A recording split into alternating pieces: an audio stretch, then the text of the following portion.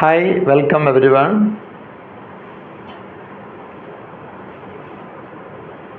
AIIMS study centre പാലക്കാടിൻ്റെ മറ്റൊരു ക്ലാസ്സിലേക്ക് എല്ലാവർക്കും സ്വാഗതം. നമ്മുടെ HSA ഡ്രാമ സെഷനിലെ ദ സ്കൂൾ ഫോർ സ്കാൻഡൽ അതിൻ്റെ PYQs, MCQs, one word questions and answers ആണ് ഡിസ്കസ് ചെയ്യുന്നത്. ഞാൻ നേരത്തെ പറഞ്ഞിട്ടുണ്ട്, നമ്മളാദ്യം ഷെറിഡാനെ കുറിച്ച്, കോമഡി ഓഫ് മാനേഴ്സിനെ കുറിച്ച്, ക്യാരക്ടേഴ്സിനെ കുറിച്ച്, മാച്ചർ ക്യാരക്ടേഴ്സിനെ കുറിച്ച്,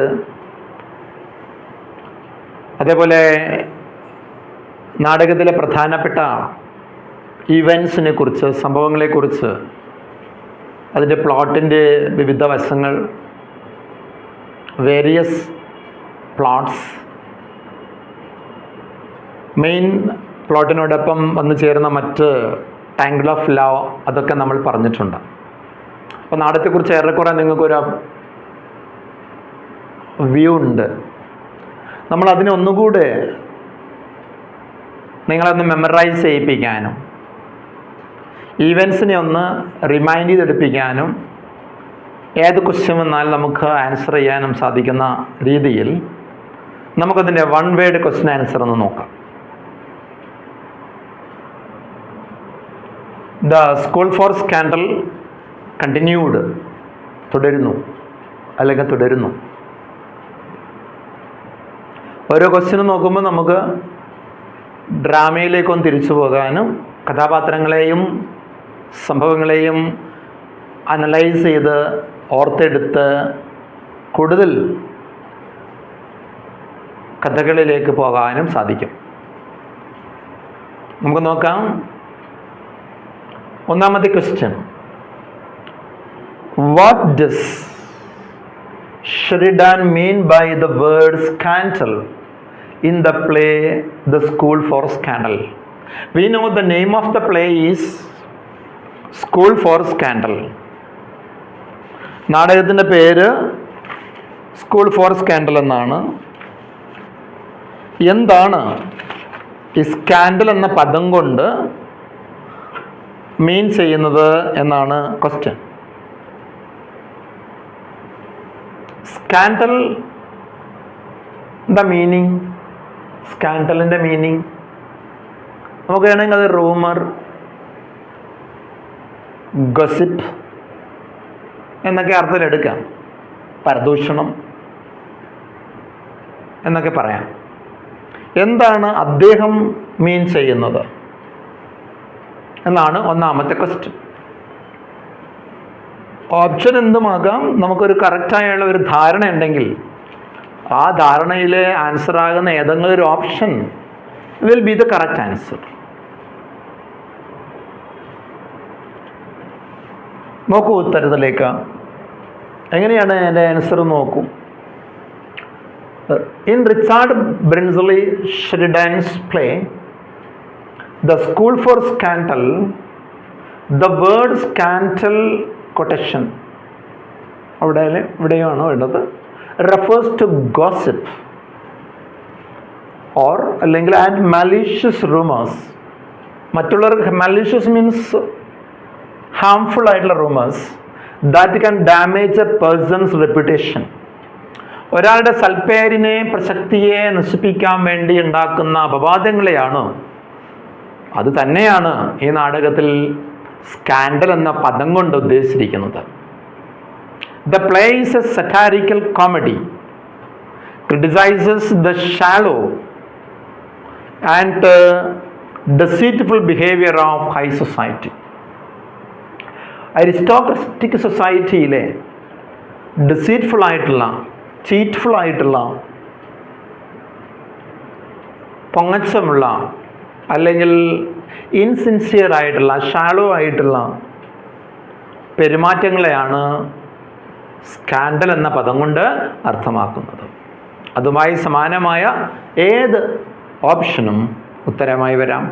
അപ്പോൾ റൂമർ, ഗോസിപ്പ്, ഡിസീറ്റ്ഫുൾ ബിഹേവിയർ, ഇതെല്ലാം കൂടിയാണെങ്കിൽ അങ്ങനെ ഇതൊക്കെയാണ് അതിൻ്റെ ആൻസർ. അപ്പോൾ ഒന്നാമത്തെ ക്വസ്റ്റ്യനും ആൻസറും നമ്മൾ പറഞ്ഞു കഴിഞ്ഞു. നെക്സ്റ്റ് അതിനെക്കുറിച്ചൊരു വിശദീകരണമാണ് നാടകത്തെക്കുറിച്ച്. It focuses how people take pleasure in spreading and believing unverified and harmful stories about others. മറ്റുള്ളവരെ കുറിച്ച് വെരിഫൈ ചെയ്യാതെയുള്ള ദോഷപരമായി ബാധിക്കുന്ന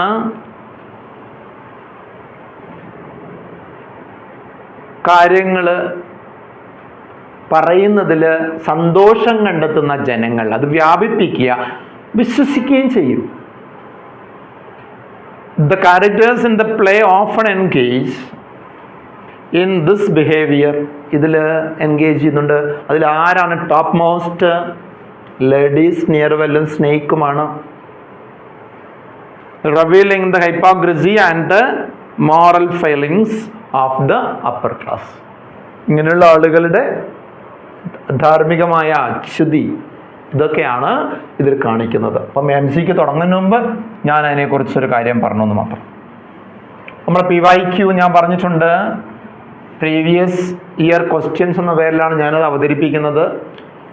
MCQs എന്നൊക്കെ വിളിക്കാം നിങ്ങൾക്ക്. പക്ഷെ ഓപ്ഷൻ ഞാൻ തരുന്നില്ല. ഓപ്ഷൻ ഇല്ലാതെ നമ്മൾ കാര്യങ്ങൾ പഠിക്കുകയാണ് ചെയ്യുന്നത്. ഈ വരുന്ന 100ഓളം ക്വസ്റ്റ്യൻസ് ഡിസ്കസ് ചെയ്യുമ്പോൾ നമ്മൾ നാടകം തന്നെയാണ് പഠിക്കുന്നത്. അത് നിങ്ങളുടെ എക്സാമിന് മുമ്പ് ചോദിക്കപ്പെട്ട ഭാഗങ്ങളിൽ നിന്ന് തന്നെയാണ് എടുത്തിട്ടുള്ളത്. ഇനി ക്വസ്റ്റ്യൻസ് ആയിട്ട് നമുക്ക് നോക്കാം. The play the school for scandal is set in, where is the setting of the play? It is set in London. It is set in London. London മഹാനഗരത്തിൽ ഉള്ള ഒരു വീടാണ് അതിൻ്റെ സെറ്റിംഗ്. അതിൻ്റെ ഫസ്റ്റ് സീൻ ഏറെക്കുറെ ഭാഗങ്ങളും അവിടെ തന്നെയാണ്. ക്ലിയർ ആണല്ലോ? നമ്മളിതെല്ലാം പോയിട്ട് 100ഓളം ക്വസ്റ്റ്യൻസ് ഡിസ്കസ് ചെയ്തിട്ട് തിരിച്ചു വന്നിട്ട് ഒരു 10 ക്വസ്റ്റ്യൻസ് ചോദിച്ചാൽ നിങ്ങൾക്ക് പറയാൻ പറ്റണം ലണ്ടൻ. ഒരു പ്രാവശ്യം വായിക്കുമ്പോൾ തന്നെ നമുക്കത് മനസ്സിലാക്കണം. The school for scandal is a dash comedy. Dash എന്നാണുള്ളത്. ഉത്തരം കോമഡി ഓഫ് മാനേഴ്സ്. ഇത് ഡാഷ് ആണ്, ഡോട്ട് അല്ല കേട്ടോ. ഡാഷ് ആണ്. അവിടെ നമ്മൾ ഫില്ല് ചെയ്യണം. അതിൻ്റെ ആൻസർ ആണിത്. സ്കാൻഡൽ എന്താണ്? കോമഡി ഓഫ് മാനേഴ്സ് ആണ്. കോമഡി ഓഫ് എറേഴ്സ് അല്ല, മാനേഴ്സ് ആണ്. Who is the protagonist of the play? ഉത്തരം അവിടെ ഉണ്ട്. ഈ നാടകത്തിൻ്റെ പ്രൊട്ടഗോണിസ്റ്റ്, ചീഫ് ഹീറോ ആരാണ്? Charles Surface. അറിയാലോ ചാൾസ് സർഫേസിനെ? Charles Surface the wealthy uncle of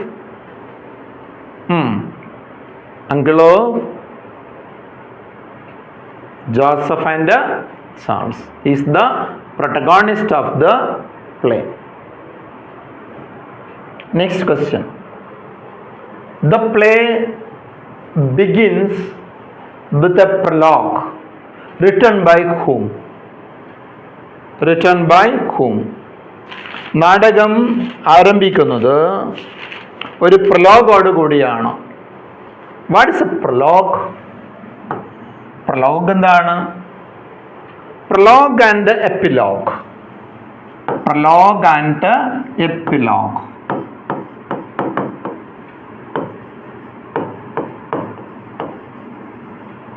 Prolog, what is prologue? Prologue is a prefaces.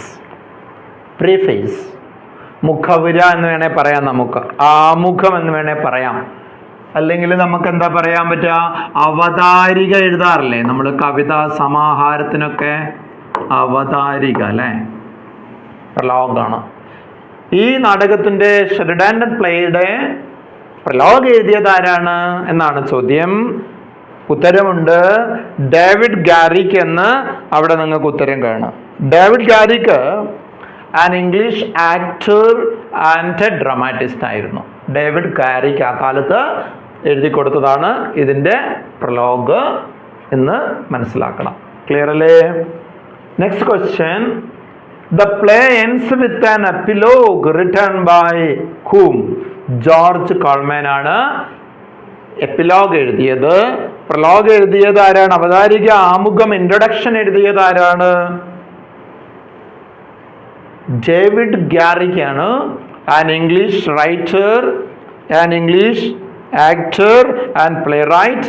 1717 1779 മരിക്കുകയും ചെയ്ത അദ്ദേഹമാണ് ഇതിൻ്റെ പ്രലോഗ് എഴുതിയത് എന്ന് മനസ്സിലാക്കണം. ഇനി എപ്പിലോഗ് എന്ന് പറഞ്ഞാൽ എന്താണ്?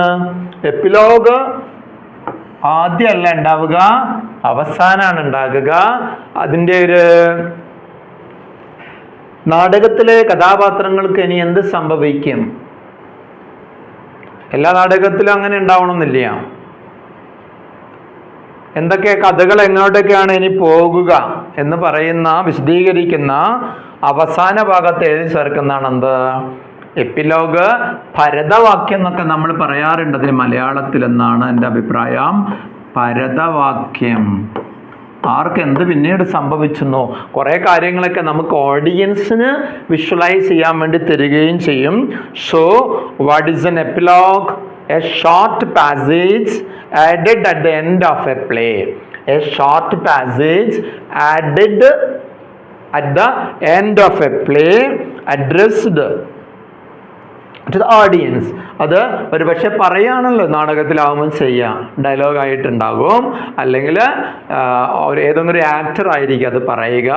അതിനെയാണ് നമ്മൾ എന്ത് വിളിക്കുന്നത്? എപ്പിലോഗ് എന്ന് വിളിക്കുന്നത്. It is at the end of the play, Prolog is at the beginning of the play എന്ന് നമ്മൾ മനസ്സിലാക്കണം. ഇത് എഴുതിയത് ജോർജ് കോൾമാൻ ആണ്. അദ്ദേഹം ഒരു ഇംഗ്ലീഷ് ഡ്രാമാറ്റിസ്റ്റ് തന്നെയാണ്. അപ്പോൾ George Coleman is the right answer. Okay, you got the answer now. Next question. Who is on stage when the play begins? നാടകം തുടങ്ങുമ്പോൾ ഫസ്റ്റ് സീനിൽ ആരാണ് സ്റ്റേജിലുള്ളത്? ഫസ്റ്റ് സീനിൽ ആരാണ് സ്റ്റേജിലുള്ളത്? ഫസ്റ്റ് സീനിൽ സ്റ്റേജിലുള്ളത് നമ്മുടെ ലേഡീസ് നിയർവെല്ലാണ്. കൂടെ ആരുമുണ്ട്? അക്കംപ്ലൈസ് ആയിട്ടുള്ള, സുഹൃത്തായിട്ടുള്ള, ഹെൽപ്പറായിട്ടുള്ള സ്നേഹിക്കുമുണ്ട്.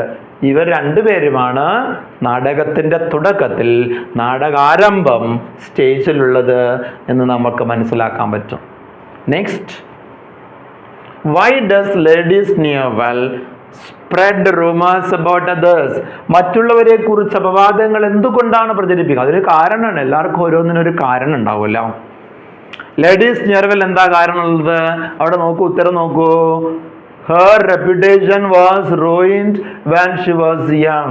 കുട്ടിക്കാലത്ത്, യുവതിയായിരുന്ന കാലത്ത്, ചെറുപ്പകാലത്ത് തൻ്റെ പേരും പ്രസക്തിയും ഉള്ളത് നശിപ്പിക്കപ്പെട്ടു എന്ന് പറഞ്ഞാൽ ചീത്തയായിട്ടുണ്ട്. അതുകൊണ്ടാണ് ആ ചീത്തയായത് മറ്റുള്ളവർക്കും കിട്ടട്ടെ എന്നുള്ള രീതിയിലാണ് എല്ലാവർക്കും എതിരായിട്ട് റുമേഴ്സ്, ഗോസിപ്പ്, സ്കാൻഡൽസ് അല്ലേ ഇങ്ങനെ പ്രചരിപ്പിച്ചു കൊണ്ടിരിക്കുന്നത്. അത് മാത്രമേ കാരണമുള്ളൂ, വേറെ കാരണങ്ങളൊന്നും ഇല്ല. അത് അവരുടെ ഡയലോഗിൽ പറയുന്നുണ്ട്. അതാണ് കാരണം, വേറെ കാരണങ്ങളൊന്നുമില്ല. എന്താണ്? Her reputation in her young when she was young girl first ruined. That is why she is spreading rumors about other people. Who speaks the epilogue? Epilogue ആരാണ് പറയണത്? എപ്പിലോഗും പ്രലോഗും നമ്മൾ പറഞ്ഞു കഴിഞ്ഞു. എപ്പിലോഗ് ആരെ കൊണ്ടാകാം ശരിടാൻ പറയിപ്പിക്കുന്നത്? ലേഡി ടീസിലിനെ കൊണ്ടാണ് പറയിപ്പിക്കുന്നത്. ആരാണ്? ലേഡി ടീസിലിനെ കൊണ്ടാണ് പറയിപ്പിക്കുന്നത്. Next question. The play opens at, എവിടെയാണ് തുടങ്ങുന്നത്? ആരെയാണ് നമ്മൾ ആദ്യം കാണുന്നത് നമ്മൾ പറഞ്ഞു. ഇപ്പോൾ തുടങ്ങുന്നത് എവിടെയാണ്? അവിടെ തന്നെ ലേഡീസ് നിയർവെല്ലിൻ്റെ ഹൗസിലാണ് തുടങ്ങുന്നത്. അതുകൊണ്ടാണ് നമ്മൾ അവിടെ ആരെ കാണുന്നത്? ലേഡീസ് നിയർവെല്ലിനെയും അക്കംപ്ലൈസ് ആയിട്ടുള്ള സ്നേഹിക്കിനെയും കാണുന്നത്. Who does Lady Sneerwell love? ആരെയാണ് ലേഡീസ് നിയർവെൽ ഇഷ്ടപ്പെടുന്നത്? നമുക്കറിയാം ചാൾസിനെയാണ് ശരിക്കും ഇഷ്ടപ്പെടുന്നത്. But Charles doesn't love her. That is answer. Charles ആണ്, ചാൾസ് സർഫേസ് എന്നാണ് answer. Who does Joseph love? ജോസഫിന് ആരോടാണ് ഇഷ്ടം? പ്രണയം. ആരോടാണ്? മരിയയോടാണ് ജോസഫിന് ഇഷ്ടപ്പെടുന്നത് മരിയയാണ്. Who does Charles love? ആരെയാണ് ചാൾസ് ഇഷ്ടപ്പെടുന്നത് മറിയെ. അപ്പോൾ അവിടെ എന്താണ് സംശയം ഉണ്ടോ എന്തെങ്കിലും? രണ്ടാൾ ഇഷ്ടപ്പെടുന്നുണ്ട്, ബട്ട് ഇതൊരു വൺ വേ ആണ്. Because Maria doesn't reciprocate the love of Joseph അല്ലേ. ആ ഒരു കോർട്ടിങ് ഇഷ്ടപ്പെടുന്നുണ്ടായിരുന്നില്ല. അതൊരു വൺ വേ ആണെന്ന് പറയാം. അപ്പോൾ ഇവിടെ ശരിക്കും എന്താണ്? Who does Charles love? Charles was deeply in love with, madly in love with Maria എന്ന് നമ്മൾ പറഞ്ഞിട്ടുണ്ടല്ലോ. അടുത്തത് ഹു ഡസ് മെറിയ ലവ്? തിരിച്ചു ചോദിച്ചാൽ എന്താണ് ആൻസർ? ചാൾസിനെ. അപ്പോൾ ഇത് മൂന്നും ഈ ട്രയാങ്കിൾ ഓഫ് ലവിൽ പെടുന്ന ക്വസ്റ്റ്യൻ ആണ്, ഓർമ്മയുണ്ടാവണം. ജോസഫിന് ഇഷ്ടം മറിയയെ, ചാൾസിന് ഇഷ്ടം മറിയയെ, മറിയയ്ക്ക് ഇഷ്ടം ചാൾസിനെ. Okay, that is the triangle of love ഒരു ഭാഗം. അതാണ് ആ ഉത്തരവും കിട്ടി. Next, how is Sir Peter related to Maria? How is Sir Peter Surface related to Sir Peter Teasel related to Maria? എന്താണ്? Maria ആരാണ്? Maria is the ward of Sir Peter, the heiress to his fortune. ഈ sir പീറ്ററിൻ്റെ ഫോർച്യൂണിനൊക്കെ hi-res ആക്കാൻ വേണ്ടി കൊണ്ടുവന്നിരിക്കുന്ന ആളാണ് ആര് എന്ന് മനസ്സിലാക്കണം നമ്മൾ. മരിയയെ ഒരു വാർഡാണ്. വാർഡെന്ന് പറഞ്ഞാൽ ആരെയാണ് നമ്മൾ വാർഡെന്ന് വിളിക്കുക?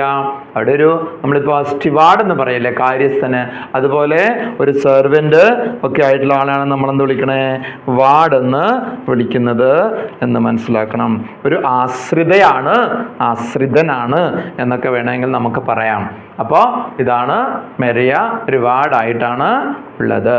വാർ ഡിഡ് ലേഡി ടീസൽ ഗ്രോ അപ്പ്? എവിടെയാണ് ഇവർ വളർന്ന? എവിടെയാണ് നമ്മൾ പറഞ്ഞിട്ടുണ്ടല്ലോ. ലേഡി ടീസലിനെ എവിടുന്നാ കൂട്ടിക്കൊണ്ടുവന്നത്? ഒരു ഗ്രാമത്തിൽ നിന്നാണ്, കൺട്രി സൈഡിൽ നിന്നാണ്. അപ്പോൾ അതുകൊണ്ടാണ് കൺട്രി എന്നുള്ളത്. കൺട്രി എന്ന് പറഞ്ഞാൽ വില്ലേജ്, കൺട്രി സൈഡ് എന്നുള്ള അർത്ഥത്തിലാണ് പറഞ്ഞിരിക്കുന്നത്. Okay, next question. With whom does Lady Sneerwell plot to make Maria not love Charles? ചാൾസിനെ ഇഷ്ടപ്പെടാതിരിക്കാൻ, മെറിയ ഇഷ്ടപ്പെടാതിരിക്കാൻ ആരുമായിട്ട് ചേർന്നിട്ടാണ് ഗൂഢാലോചന നടത്തുന്നത്? ആരുമായിട്ട് ചേർന്നിട്ടാണ്? ജോസഫുമായിട്ട് തന്നെ ചേർന്നിട്ടാണ്. സഹോദരനായിട്ടുള്ള ജോസഫുമായിട്ട് ചേർന്നിട്ടാണ് പ്ലോട്ട് ചെയ്യുന്നത്, കൺസ്പയർ ചെയ്യുന്നത് എന്ന് മനസ്സിലാക്കാം. അടുത്ത question, how does Lady Sneerwell plan to make Maria not love Charles? എങ്ങനെയാണ്? ആരുമായി ചേർന്നിട്ടാണ് നമുക്ക് മനസ്സിലായി. എങ്ങനെയാണ് ആ പണി എടുക്കണമെന്ന് നോക്കൂ. എങ്ങനെയാണ് ഗൂഢാലോചന നടത്തുന്നത് നോക്കൂ. By spreading rumour that he is having affair with Lady ടീസൽ.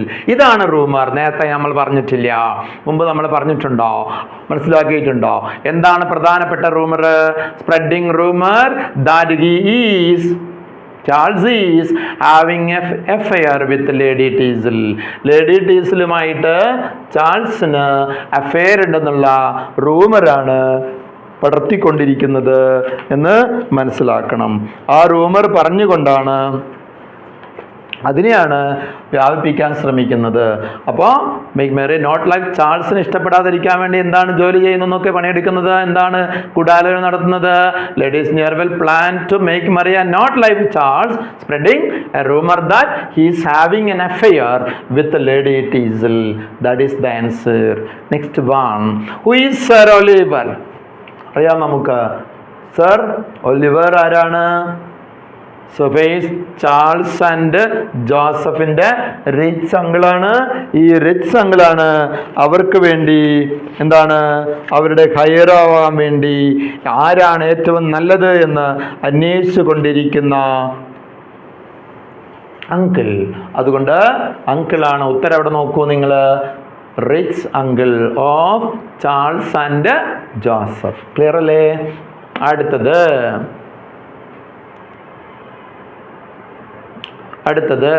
Who is Snake? Lady Sneerwell's servant ആണ്, നമുക്കറിയാം. സ്നേക്ക് ആരാണ്? Lady servant. ഞാൻ പണ്ട് നേരത്തെ പറഞ്ഞിരുന്നു അക്കംപ്ലൈസ് എന്ന് പറഞ്ഞല്ലേ, സഹപ്രവർത്തകയാണ്. ക്ലിയർ? കൂടെ തെറ്റ് ചെയ്യുന്ന ആളാണ്. സ്പ്രെഡ് ചെയ്യുന്ന ആളാണ്, റൂമർ വ്യാപിപ്പിക്കുന്ന ഒരു അടുത്ത കൂട്ടാളിയാണ് ആര്? ഈ സെർവൻ്റ് ആയിട്ടുള്ള സ്നേക്ക് എന്ന് മനസ്സിലാക്കണം. Who is Moses? അപ്പോൾ ഒരു മോസസ് ഈ നാടകത്തിലുണ്ട്. അയാളൊരു മണി ലെൻഡറാണ്. ആരാണ്? മണി ലെൻഡറാണ്. അപ്പോൾ മണി ലെൻഡർ എന്ന് പറഞ്ഞാൽ എന്താ? പണം പലിശക്കോ മറ്റും കടം കൊടുക്കുന്ന ആളാണ് മണി ലെൻഡർ. ഇവിടെ അതാരാണ്?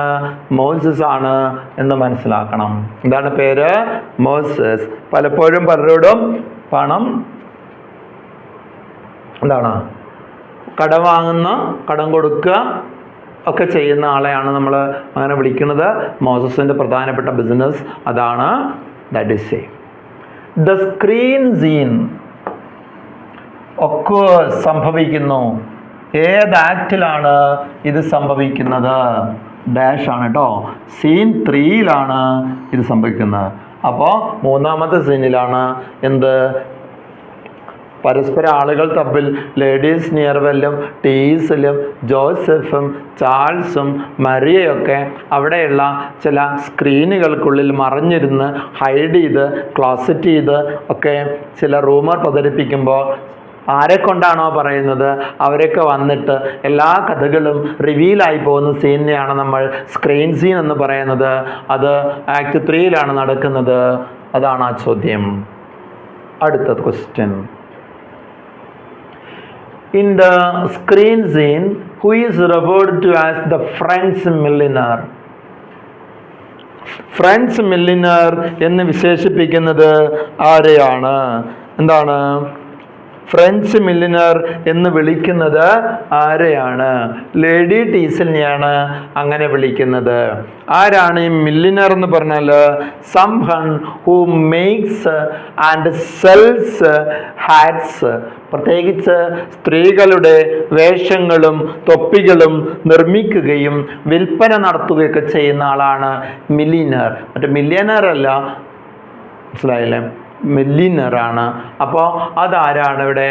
ലേഡി ടീസിലാണ് അങ്ങനെ വിളിച്ചിരിക്കുന്നത്. ലേഡി ടീസിനെയാണ് ഇവിടെ അങ്ങനെ പേര് വിളിച്ചിരിക്കുന്നത്. മില്ലിനർ അല്ലെങ്കിൽ ഫ്രഞ്ച് മില്ലിനർ എന്ന് വിളിച്ചിരിക്കുന്നത്. വെൻ ഒളിവർ വിസിറ്റ്സ് ചാൾസ്, ചാൾസിനെ വേഷം മാറി ഒളിവർ സന്ദർശിക്കുന്നുണ്ടല്ലോ. എന്തായിട്ടാണ് സന്ദർശിക്കുന്നതെന്ന് ക്വസ്റ്റ്യൻ വരുമെന്ന് ഞാൻ പറഞ്ഞിട്ടുണ്ട്. എന്താണ്? രണ്ടുപേരെയും രണ്ടായിട്ടാണ് സന്ദർശിക്കുന്നത്. ഒന്ന് ആരായിട്ടാണ് ഇവിടെ സന്ദർശിക്കുന്നത്? ഒന്നാമത്തെ ചാൾസിനെ സന്ദർശിക്കുന്നത് മിസ്റ്റർ പ്രീമിയമായിട്ടാണ് സന്ദർശിക്കുന്നത്. നമ്മുടെ ഫോട്ടോഗ്രാഫ്, പോർട്രേറ്റ് അല്ലേ? ഫോട്ടോഗ്രാഫ് എന്ന് പറയാൻ പാടില്ല. എന്താണ്? പോർട്രേറ്റ് എല്ലാം ഇങ്ങനെ വിറ്റ് പോകുന്ന സമയത്ത് പോർട്രേറ്റ് വിൽക്കുന്നുണ്ടായിരുന്നു. ആ പോർട്രേറ്റ് വിൽക്കുമ്പോൾ ഒരു പോർട്രേറ്റ് വിൽക്കില്ല ഞാനെന്ന് പറഞ്ഞു. I have some sentimental attachment with that portrait, I can't sell that എന്ന് പറഞ്ഞിട്ട് അങ്കിളിന്റെ പോർട്രേറ്റ് വിറ്റിരുന്നില്ല. അത് ആരായിട്ടാണ് അങ്കിൾ അവിടെ വേഷം മാറിയത്? മിസ്റ്റർ പ്രീമിയം നമ്മൾ പറഞ്ഞിരുന്നു. അതാണ് ആ question. Clear? Next, the play was first performed. ആദ്യം ഈ പ്ലേ പെർഫോം ചെയ്തത് 1777 എന്ന് നമ്മൾ ആദ്യം തന്നെ പറഞ്ഞിട്ടുണ്ട്. അപ്പോൾ 1777 ഫസ്റ്റ് പെർഫോം ചെയ്തത് എന്ന് നമ്മൾ പറഞ്ഞിട്ടുണ്ട്. അപ്പോൾ ആ പ്ലേ അന്നാണ് പെർഫോം ചെയ്തത്. ആ ചോദ്യമൊക്കെ ഒരുപക്ഷെ വന്നേക്കാം. Next, Sheridan is a master of dash. നമുക്കറിയാം കോമഡി ഓഫ് മാനേഴ്സ് ആണ് ഈ നാടകം. അതുകൊണ്ട് തന്നെ കോമഡി ഓഫ് മാനേഴ്സ് എന്നാണ് അതിൻ്റെ ഉത്തരം.